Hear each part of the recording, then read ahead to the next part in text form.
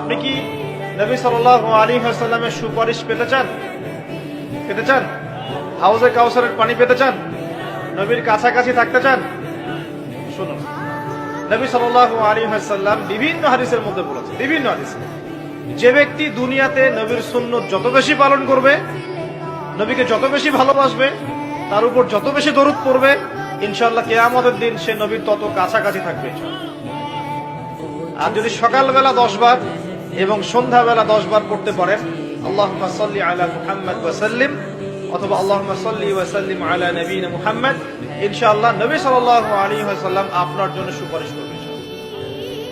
সকালে 10 বার, সন্ধ্যায় 10 বার দরুদ পড়া খুব কঠিন?